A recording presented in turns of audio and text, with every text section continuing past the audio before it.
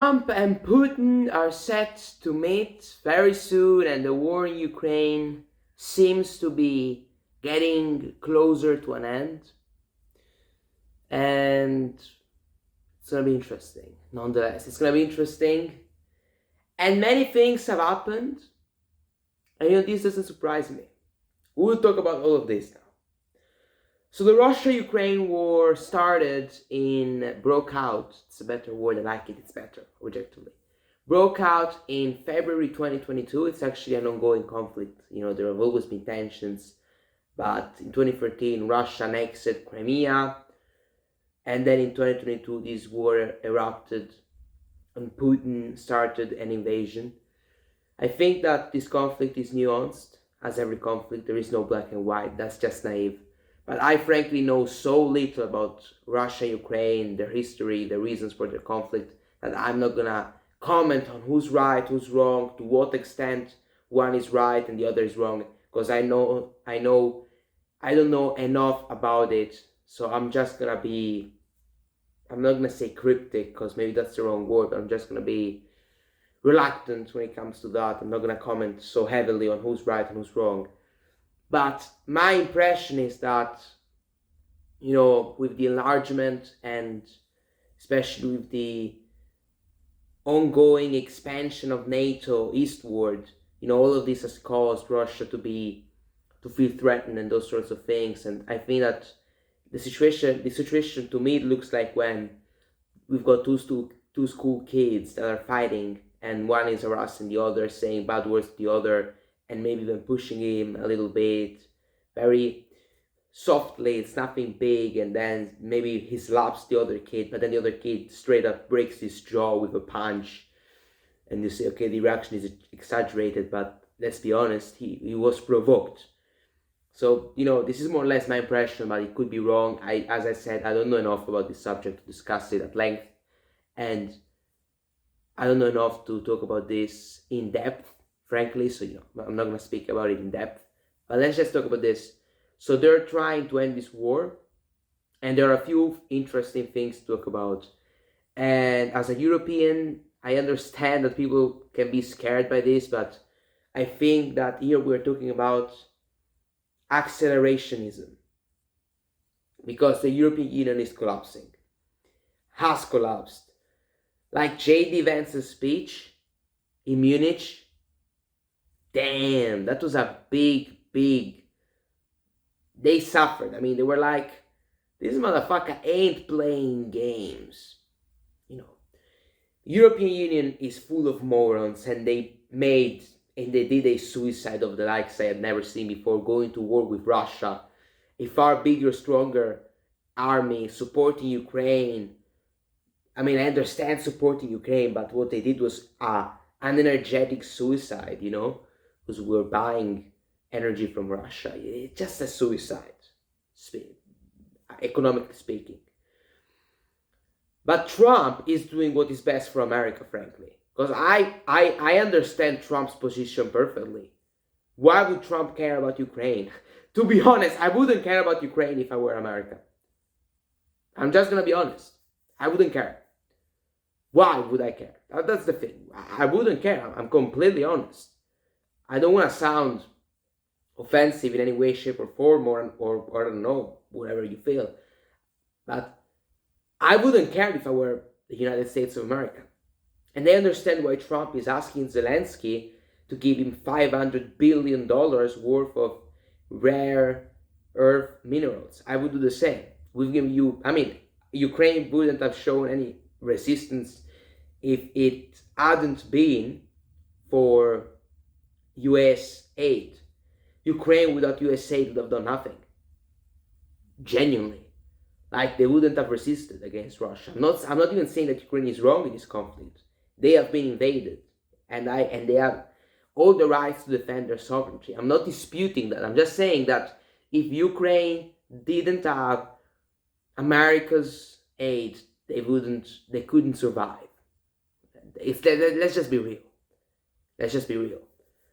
And Trump rightfully wants it back. They're still giving Ukraine aid. But Trump says, okay, I'm going to give you aid, but you need to give us the minerals. And Zelensky has refused, acting like a tough guy. This thing is not gonna, it is not gonna last for long. Don't worry, guys. I saw people being delusional on Twitter, on X, going, oh, Zelensky is strong. I agree, okay, he's strong, but Trump's gonna tell him, listen, motherfucker, you either accept this deal or we ain't giving you any aid whatsoever.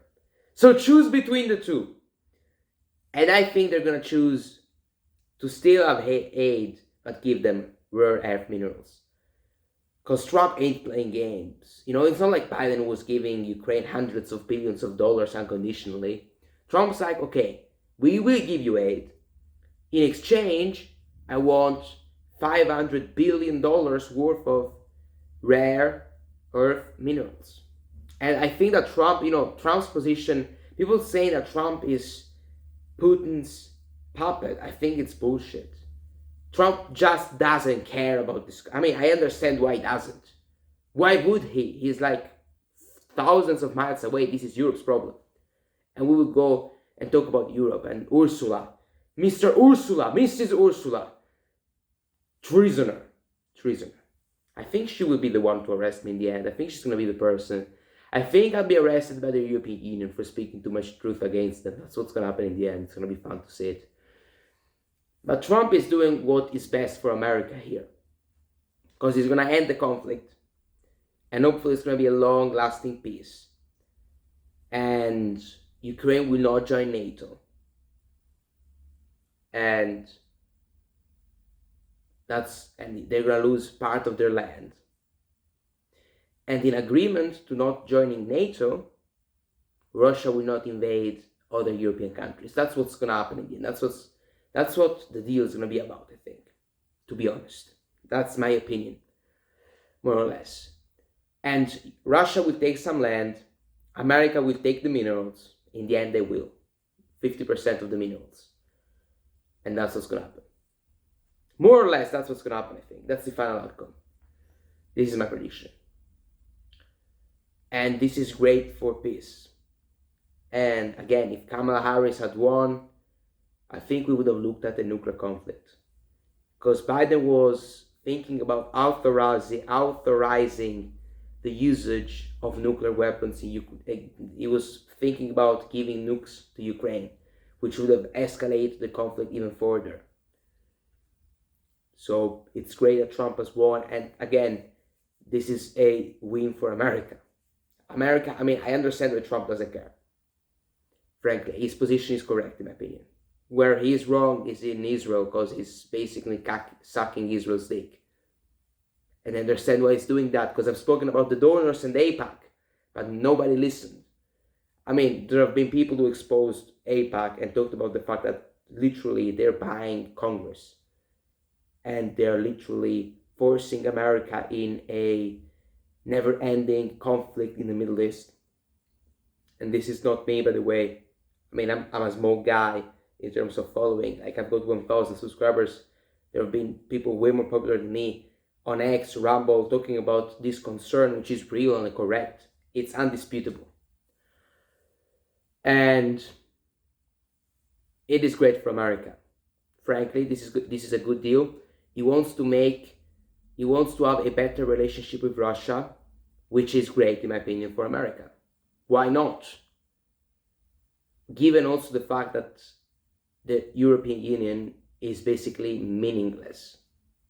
And Europe, it is a meaningless continent, which is sad. I'm European.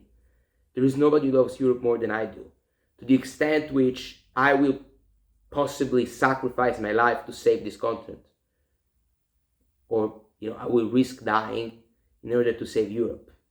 That's what I want to do. We need to save this continent from the invasion which has been occurring. And J.D. Vance is totally right when he talks about the threat from within. He is right. The biggest threat there is in Europe is from within. It comes from within. It's Europe itself. It is not Putin. It's Europe itself.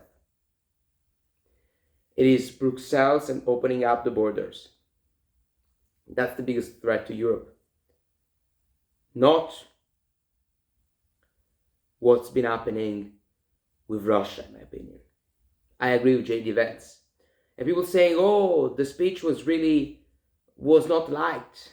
Well, there were the leaders of the European Union there. Do you think they were going to applaud him for the things he said? Do you think they were going to clap him for the things he said? Of course not. Why would they? I wonder why also Trump's speeches are not as liked. I wonder why, I don't know, other leaders who go against the European Union, Viktor Orban's speeches, who you can like it or not, like him or not. I know that he's authoritarian. I don't even know how well he's governing. But I understand why his speeches are not liked. Because he goes against the bureaucrats. And this can be positive and negative, can be both truly. But this is the situation we're looking at. When it comes to Europe, Ursula is, oh, we should have a seat at the table. Spain, UK, France, Germany, Italy. They haven't spoken about Italy, but maybe. And Trump is like, who are you? It's so funny. Who are you? Bruv, what are you doing here? Sit at the table with the big guys? The European Union is meaningless. And one of the reasons why I supported Trump was the cultural change. Trump is going to bring, hopefully, immigration restrictionism to Europe. I hope he will. And woke is dead. 2 genders, 2 sexes, not 26. It's just 2. I'm sorry. I'm not. But let's just say it. Woke is gone. Thank God. But the European Union doesn't matter. It's going to be Russia, America, and Ukraine. Just the 3 of them. I mean, of course, Russia, Ukraine must be there. I mean, Trump clarified that, or at least some of his people clarified that there's going to be Ukraine, of course. But the European Union is not going to be there. And the European Union, which was always pushing for a war. Never peace. And it is correct that they're outside of the conversation. Because Trump and Putin are like, and Zelensky would like Europe to be there. But Trump is like, well, guys, you always pushed for war. It was always war. We will win against Russia. They will withdraw their troops. They will. Yes, sure. 100%. 100%. What a bunch of... They're not morons because they knew this all along. Let's just be real. I mean, I don't know what would be more concerning. I don't know if it's more concerning that the European Union leaders really thought they could genuinely make the Russians withdraw, or if they're doing this on purpose. I don't know which one of the two is more concerning. Both of them are scary. Frankly, both of them are scary. I don't know which one is scarier, to be completely honest with you. But this is the situation we're looking at. And the European Union is meaningless. Completely meaningless. And I would say it's right, they don't have a seat at the table. And we've given Ukraine $150 billion of aid, and we get nothing. Russia gets territory, USA gets minerals, and Ukraine gets wrecked, sadly. Because, of course, I mean, I'm not saying we shouldn't condemn Russia's invasion. I'm being honest, but we also have to understand that this is not black and white, because that's naive. That's naivety and ingenuity. So let's just be real. So this is the situation. And America has said this to the European Union. Fuck you. Very clearly. Very clearly. And as a European, I hope that this will wake these guys up. And that's the good thing about accelerationism. It's also a race, but it's good. So we'll find out what happens in the end. But they're like, oh, we need to have a seat at the table. Who are you? You useful leader. It's just, it's like, it's like when kids pretend to have a seat at the table with adults when it comes to conversations about, I don't know. Let's imagine we've got a wife and a husband and a 12-year-old guy, and they're talking about whether to stay in this house or to go to another house. And the kid pretends to have as much influence on the decision as they do. This is the same situation, more or less, in a different way. Europe is like, hold on, we're gonna be there. And Trump is like, fuck you. Straightforward. So this is my opinion. It's very simple. Good for America, good for Russia, probably. Very bad for Europe, very bad for Ukraine also, without a doubt. So this is my opinion.